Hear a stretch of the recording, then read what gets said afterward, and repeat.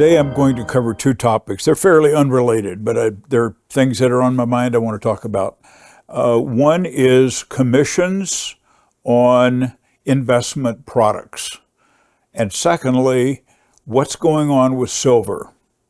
If you don't pay attention, you may not know. But if you are, it's going crazy. It's going higher and higher by large amounts. I'll talk about both subjects. My name is Ben Reppond. Welcome to my YouTube broadcast. Today is December 2nd, 2025. Today, in my inbox was an email from the Insurance and Securities Commissioner for the state of Montana. I'm in Montana, so I'm registered with Montana. And they send out these blast emails to everybody with a license in the state of Montana whenever they have something to say. And so I opened it, and it said this: Commissioner Brown secures over $160,000 in restitutions for harmed Montana investors subject to unreasonable brokerage commissions. Now, the way things are organized in the investment industry, the average person just doesn't know how to figure it out because it's kind of complicated. There are people who have certain licenses. I won't go through it, but there are certain licenses. Those licenses allow them to charge a commission and or a fee, or really a commission and a fee. And I guess they could charge a fee only, but most of them charge commission and a fee. And it can get expensive. Who pays for that fee? You pay for that fee. Fees typically on mutual funds, when they're front-loaded as a fee, can be typically about 5 to 5.5%. And they can also charge a fee, an ongoing fee on top of that.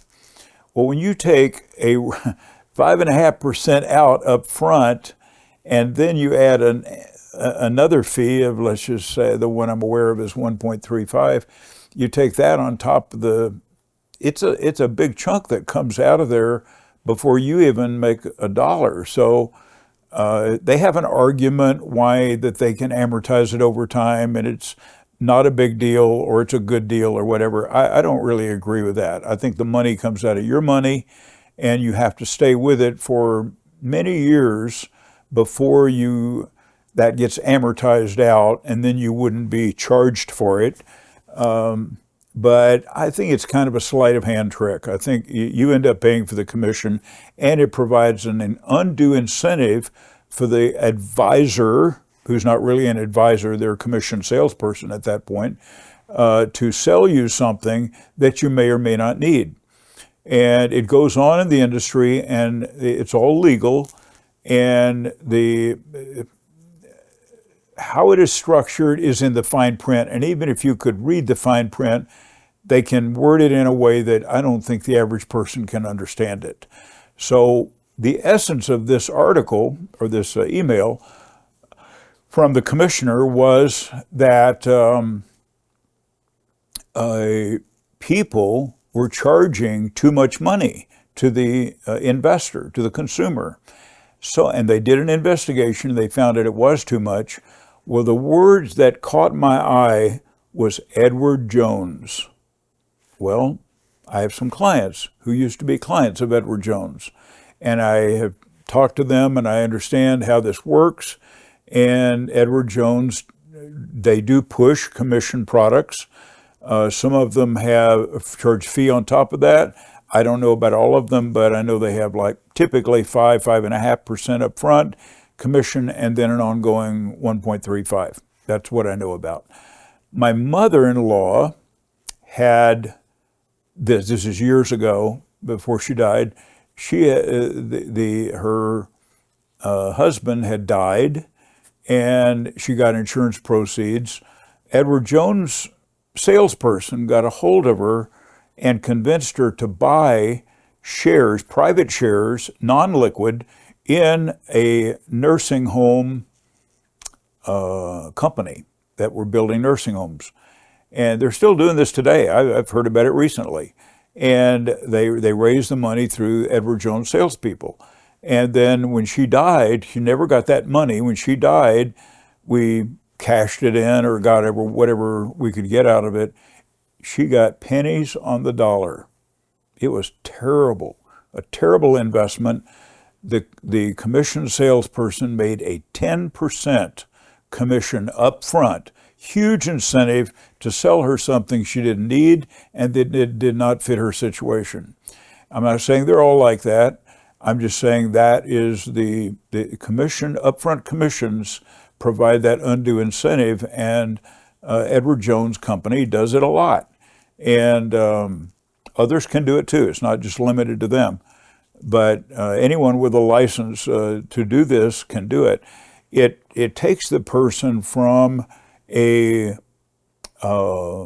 over to the non-fiduciary side, from say the fiduciary to non-fiduciary. If you have a different kind of license, a fiduciary license, then you're not allowed to do that, and you don't want to do that because you're not a fiduciary if you're selling somebody something and getting a big commission up front. So anyway, they're charging these people, and they're having to pay back these commissions to the people they charge them to, which, good for them. I think that's what should happen. But it's too bad that still exists in the industry. And, I think I don't want to say too much about Edward Jones. So anyway, that's my comment about that. And so buyer beware. And here's how you could avoid this. If you're with Edward Jones or with any brokerage company, now, if you're with a custodian, like say Schwab or Fidelity or Vanguard, you're with a custodian like that, they don't allow products like this typically. Those who use those type custodians tend to charge fees only. They could charge commissions, but most typically they don't. But if you're with a brokerage company with a person's name on it, like D.A. Davidson or Edward Jones or Merrill Lynch or something like that, Raymond James, those typically are licensed and allowed to do this. Whether they do or not, that's up to them. Here's how you could avoid this if you're with a company like that. You could go to them and say, which they won't like this, but you could go to them and say, I want you to sign, first of all, do I have any of my investments, were there any commissions that were paid up front? That's called a front-end load. Do I have any like that? Now, if they don't give you a really straight answer and they talk around it, you might have them. That's one thing. Secondly, you could say, would you be willing to sign a statement that you have not and will not put any of my investments in front-end load mutual funds where there is, or any product where there is an upfront commission? Would you sign a statement to that effect? And if you do, that I have the right to recover that money from you. I'm okay with the fee, but the upfront commission, I want to avoid that. If they don't say, sure, I'd be willing to sign that, no problem. If they don't say that, then there's something to hide. And if you have a person you like dealing with, excuse me, that would be a way to continue to do business with them. Excuse me, just a minute. A way to continue to do business with them and not be subject to this. Okay, another subject I want to cover, this is completely unrelated to the commission thing, and that is silver. If you've been with me, you've been listening to me, or you're a client, you've been with me for quite a while, you know that I've talked about this for years and years. I've invested in silver, I own silver, I'm a fan of silver, and silver has this year, along with gold, has taken off. And I don't know the exact number, but I'm just going to use a round number and say it is probably up about 100% this year, something like that. It was up 60, 70%, and since that time it's gone up a lot more. So I don't know the number, but it's up a lot. And if you look at our chart, you'll see it. Or if you watch my Wednesday broadcast, you will also see it. And so I recommend to people, if you have taxable money in the bank, in a CD or mutual or money market or savings account, that's ideal money for this because you're not getting much there. With silver and gold, they're volatile. So you would have volatility, you would have some downside risk. So you have to think about that. But if you're looking at a long term, not just 6 months, but years into the future, you might want to think about it. I'm not going to give advice and tell you what to buy or how much or anything, but if you want long-term protection against the buying power of the dollar, I don't think there's anything better than gold and silver. My preference is silver, but gold sort of does the same thing as well. I manage tax-deferred money in IRAs. That's mostly what I manage, but I think the taxable money in the bank or any taxable account is a good money to be used for buying. So, I've got two things I want to show you. Why I buy silver. I buy it because it's an insurance policy against a decline, the devaluation, and perhaps one day the disappearance of the US dollar, the currency system. There are probably people who, if you said, Ben, what did you pay for your silver? And I told you, you'd say, wow, that's a great investment. But I don't look at it like that. I don't look at it as an investment. I don't want to convert that to dollars. If I sell it, cash it in as an investment, you could say, oh yeah, you doubled your money, you tripled your money. No, I don't want dollars. I'm using this to protect me against the decline of the dollar. So that's number one reason why I buy silver. It has held its value, retained its value for thousands of years, decades, centuries, and millennia. And it's done a good job of it. Now, it does have volatility, so you have to recognize that. But a store of value, it definitely is. I prefer smaller denominations, so that's why I like silver. 1 ounce of silver.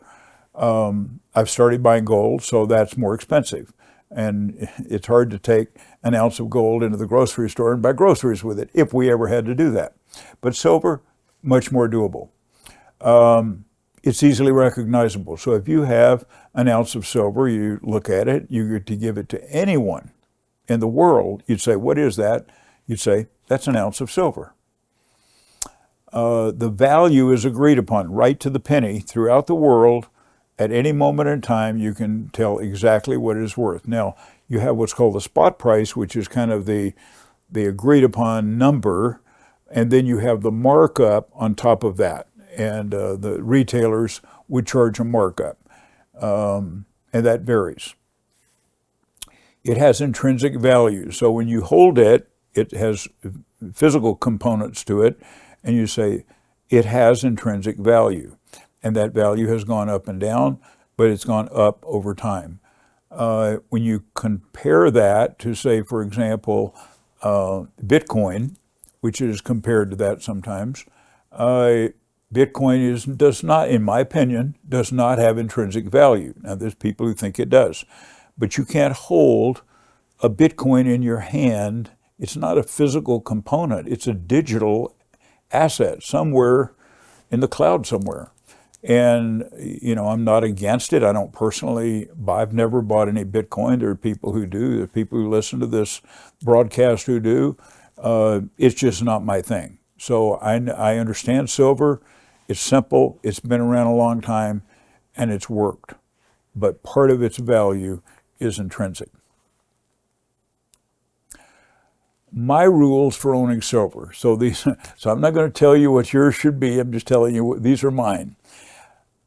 I have always bought from a brick and mortar retailer. I have never bought from an online company.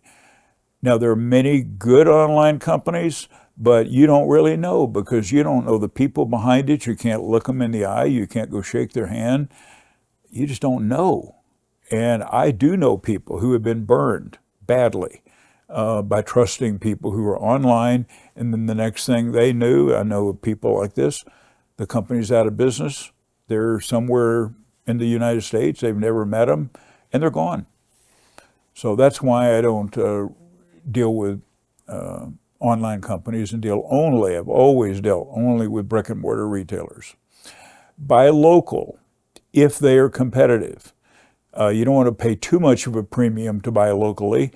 If you said, okay, your price is this, I can buy it for a little bit less than this from somewhere else, okay, fine. I'll pay a little more because I want to buy local. But if that gap is too much, you'd say, I really don't want to buy local if I'm going to pay that much of a premium for it. And what I buy is 1 ounce Buffalo rounds. Now, they are rounds, they're not a currency. And if I buy a box of them, I want to buy them all Buffalo, and I want them from the same mint. I don't want them a mixture of different mints and different stamps on them. You can get those, and that's sometimes in the industry, this is a problem with buying from online retailers, is that sometimes in the industry they will do a mixture. You'll get a mixed bag of different images on the rounds, and then they are made from different mints. It's kind of a mixed bag. Those don't have the value. Buffaloes have the highest value next to the Silver Eagle.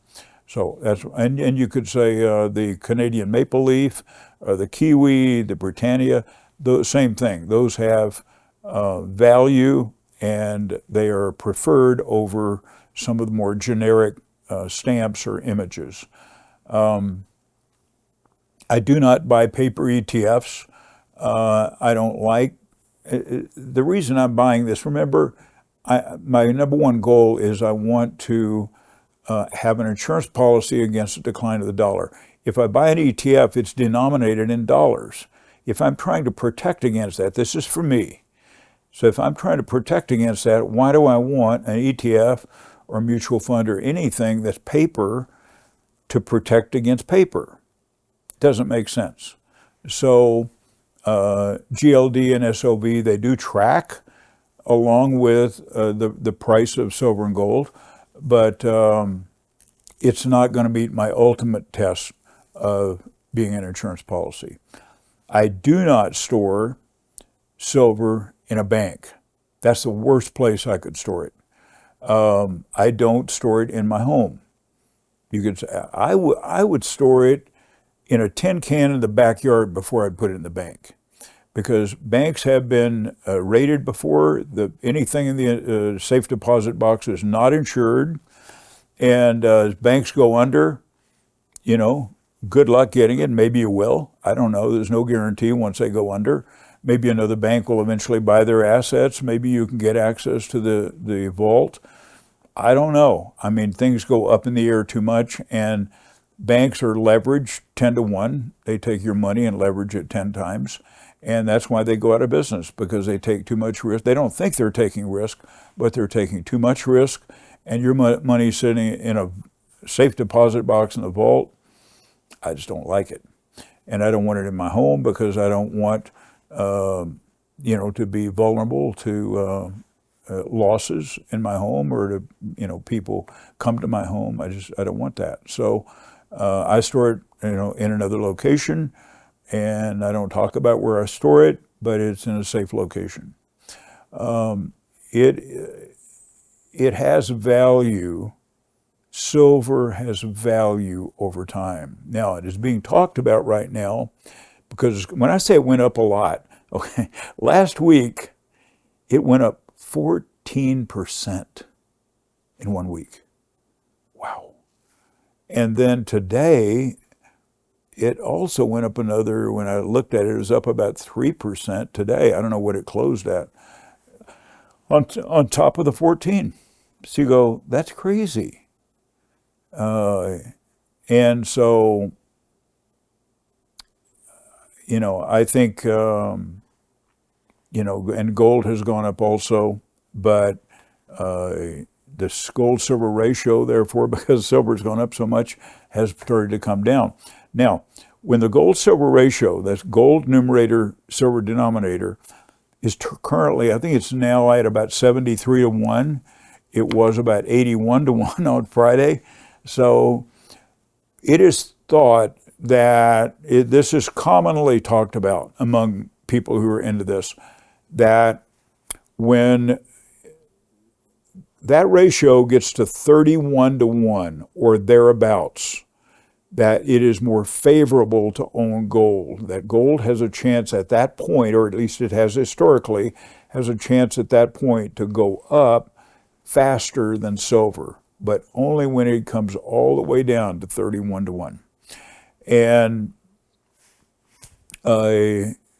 so at that point, people who are into it, and I'm probably going to do this, will exchange silver for gold. Now, I'm not going to exchange all my silver because, remember, I want smaller denominations. I want to be able to buy things with it, groceries and fuel and so forth.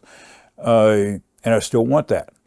But whatever beyond that, if I want to try to get the best value for my money, at that point, I would just exchange it. Now, my son Preston is a dealer, and he's worked it out for me to just go to his wholesaler and exchange the silver for the gold, and a very easy transaction, and I like that. So I think that would be, if and when we get to that point, that's the way I'll do it. I'll take some portion, I don't know how much at this point, and exchange it like that. So that will help optimize the value, and maybe gold doesn't go up faster than silver. Let's say they go down. At that point, gold is likely to go down less than silver, or if it goes up, it's likely to go up more than silver, or it has in the long run. So that is my background on this. Hopefully this is helpful. If you have a question, give me a call.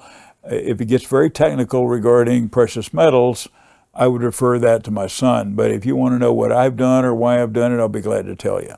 So I look at it, I'm more of a consumer. I'm certainly not a person I don't buy and sell that, but I don't sell it. I do buy it for my own personal consumption only.